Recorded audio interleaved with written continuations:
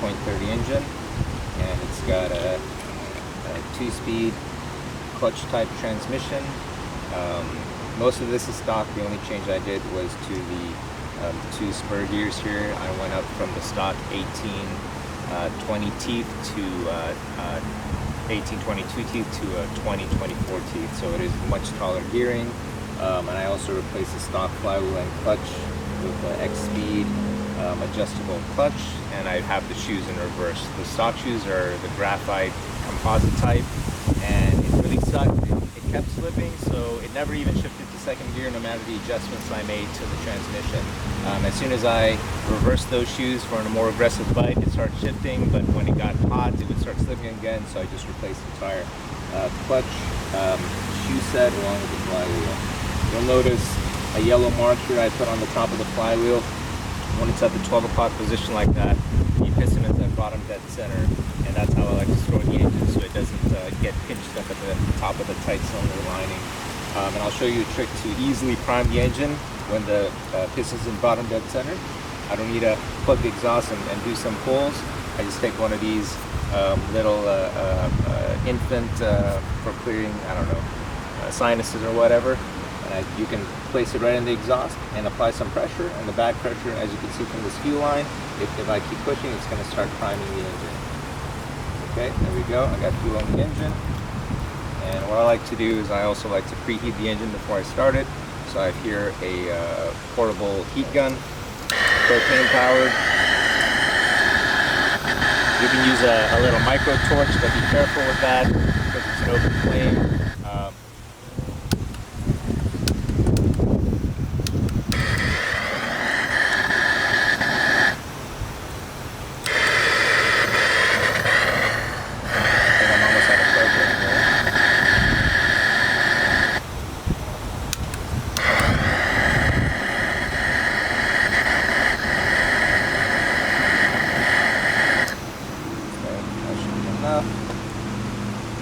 So I've got the transmitter on, give it a little bit of throttle, on idle, go.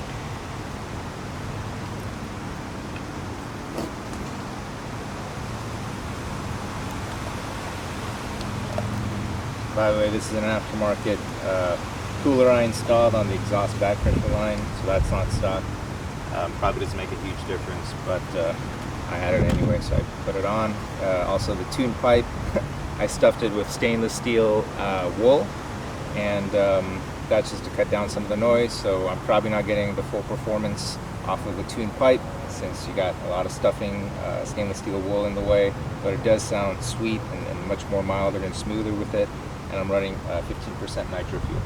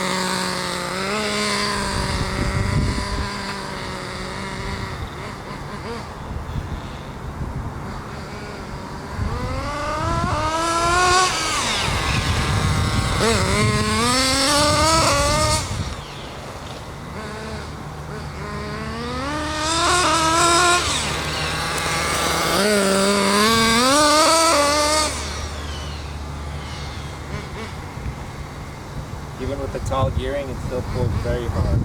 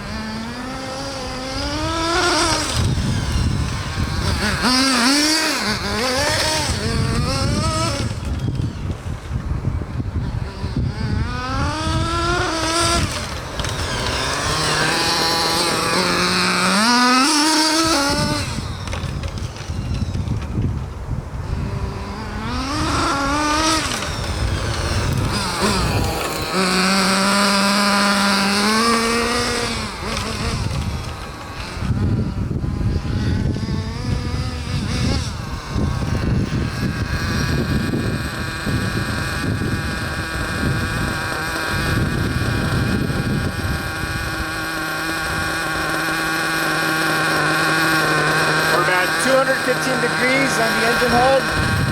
The only vents I cut on the body are here, here, here, and that's it. No other holes. We got full windshield, full windows. One more in the front. Small hole in the front, right there.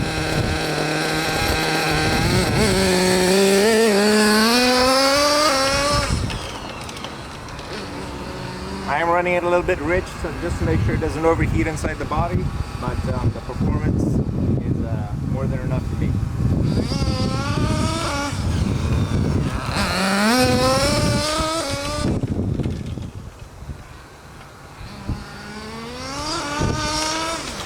Again, this is with the tallest gearing set. So with the stock gearing set, there's definitely more acceleration. In fact, a little bit too much with the aggressive clutch. It'll cause the wheels to just spin on if you punch it full from a dead stop. So this is much more controllable.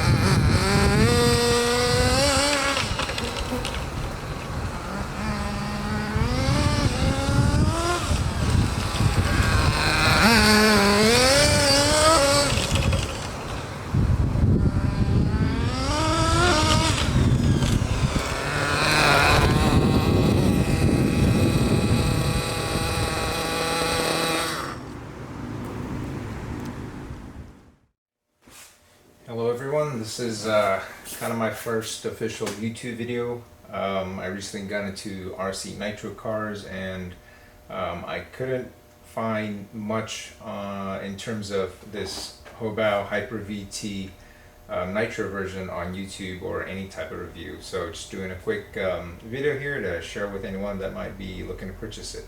It is a 1/8 on-road, comes with a .30 engine and a 2-speed transmission, ready to run version. The body, the only changes I made to the body in terms of vent holes for the Nitro is I had to cut a little slot here for the exhaust tip and use a little exhaust deflector since the exhaust pipe inside is too short. And in terms of cooling, it wasn't actually too bad. I didn't want to drill any holes in the windows, so I just made a few slots here. I've got 3 slots in the back. As you can see, I got 1, 2, and 3, and then cut out these 2 slots here out in front, 1 and 2, so that flows nicely over the cooling head, keeps it nicely circulated, and then I cut a slot here in the front to allow air to come in and kind of flow through the entire length of the car. Now you'll notice that the chassis, I think this is from a buggy chassis, so the chassis plate isn't so wide, meaning that there's a lot of air gap on the bottom, so there's a lot more airflow coming from the bottom to cool the car off. And I'm running it slightly rich, but I'm not, on wide open throttle runs, I'm hitting as high as 215 degrees, so the engine is nice and cool. I think on a lean setting once I hit up to like 240, which I'm still very comfortable with, so I don't see any reason for me to drill any more vent holes. A couple of things I wanted to point out is, this is a 2-speed transmission and it is the clutch type, so it does not use the shifting pawls as a lot of 2-speed cars do at the moment. But with the clutch system on the 2-speed, it's a little bit more finicky to adjust, and some people say that you can't hear it shift. And when I first got this running out of the box, for the life of me, I couldn't get it to shift into second. Heard no type of shifting. Partial throttle, light throttle, full throttle, didn't matter, and the engine was too good. It was screaming. And what the issue is was a stock clutch. Here's a stock clutch and flywheel. It comes with these composite clutch shoes, and they just don't bite well. And in the stock configuration, we have the clutch shoes on the trailing edge, so that it bites even less. What I like to do is I like to actually reverse the clutch shoes so that the ends are on the leading edge, and that way when it starts engaging it bites really hard. That's just the style that I like, and when I did that to the stock setup, I was immediately able to get the transmission to shift and hear the shifts nice and crisp. But after running it hard for a little bit, the clutch shoes did start to get hot, and it started to slip again, and so the shifts were much less prominent, so I ended up upgrading the entire clutch. and flywheel and shoes to an X speed. That's a XSPEDE. Clutch system, and it has a little retainer with 3 different positions, so you can actually alter the spring tension depending on the mounting position of that clutch retainer, and also it came with 3 different spring tensions, so that was a great setup. And also the flywheel, if you look it up, the flywheel is a fan type flywheel, which is supposed to kind of get some circulation through the clutch bell and clutch housing. It's not great if you have a box starter, but I don't have a box starter, and I always use the pull start, so that's fine by me. In terms of other modifications I did to this car, I added a fuel line cooler. Not that it really helps that much. I measured the actual fuel temperature with an infrared thermometer in the tank on the cooler. Probably drops it just a few degrees. I have a couple of those just in stock, so I decided to add one anyway. The stock fuel lines from Hobao are awful. This white one was a stock fuel line, so this is being used as a back pressure line.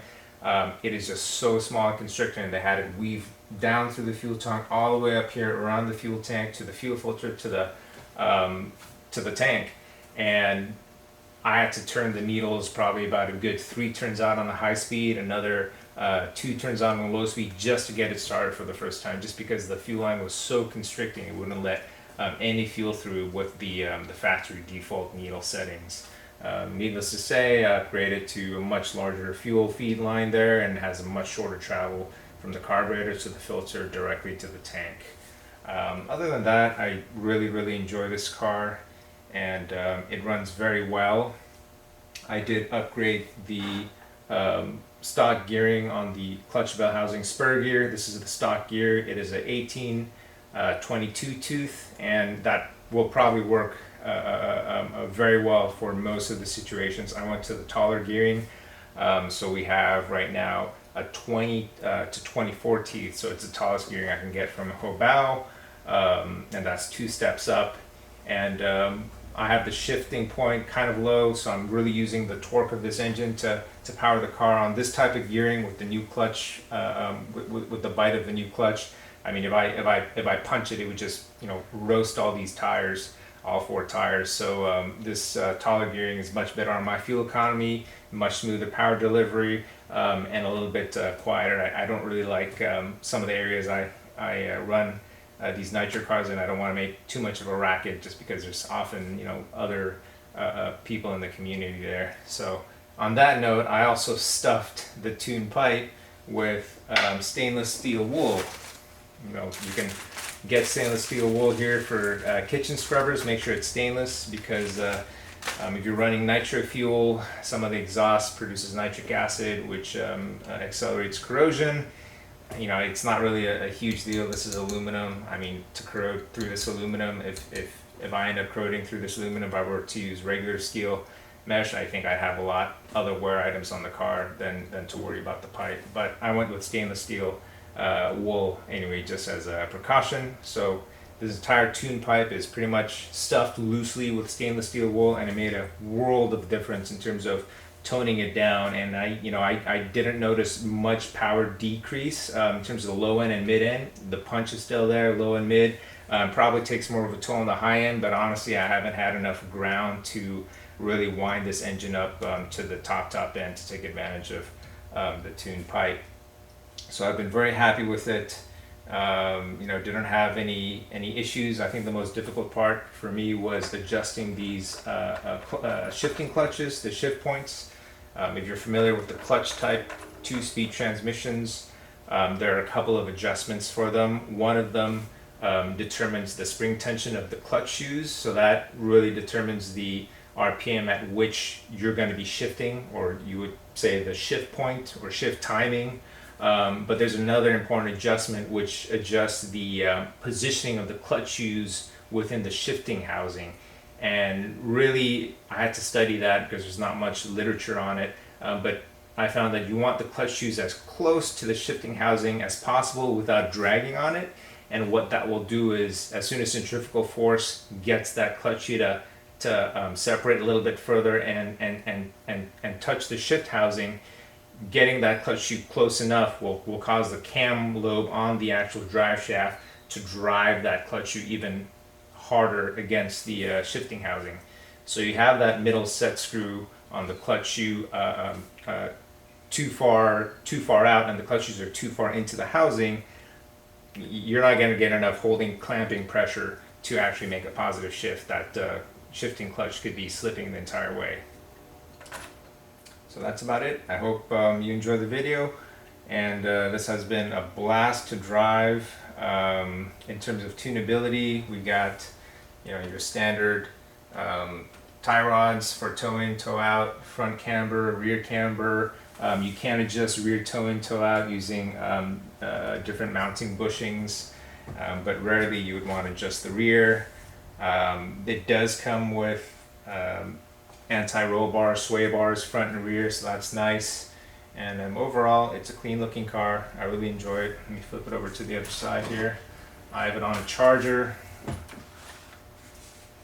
So here I rigged my rechargeable receiver battery pack to a little connector here. That way I can just plug in my charger without having to open up the battery. Every time I'm done, just plug it in, charge the receiver battery again, and then we're good to go. Oh, one other change I did do that's a little bit harder to see was in the brake disc arm. So in the braking arm, let me turn this back around.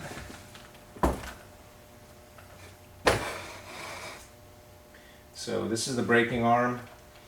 When the servo's going into braking position, it'll pull on the braking arm, and it's right underneath this air filter, so it kind of rubs, but the arm was positioned much shorter in the braking camshaft, and that didn't allow enough torque, I felt, on the brake. So the servo wasn't struggling, but the actual servo horn was actually being warped because from too much tension, and I felt like that, even despite the amount of tension, it didn't have enough mechanical advantage to apply enough brake pressure to actually stop it in time. And so I extended this braking arm further back so it has more mechanical advantage, but in doing so it would rub against the metal top plate here on the transmission housing, and so I inverted the servo backing arm.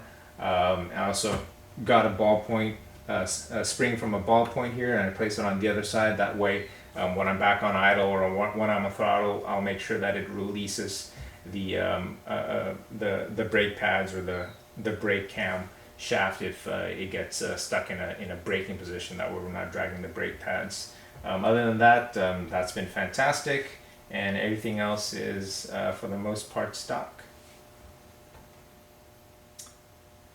One last note, I keep forgetting on points here.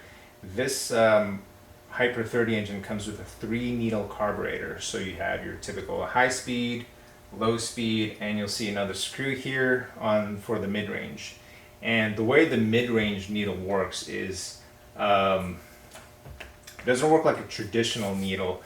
It's actually the fuel jet. So you got your low speed needle on that side, you got a fuel jet on the other side, and when you turn out your low speed, it brings the low speed needle back, and your fuel jet on most carburetors stay in the same position. But with this, turning that screw will adjust the position of that fuel jet, right? And so if you're going to turn this screw in, say 1 turn, you're going to have to back out your low speed needle 1 turn because what you're trying to do is you're just trying to offset the position of that fuel jet.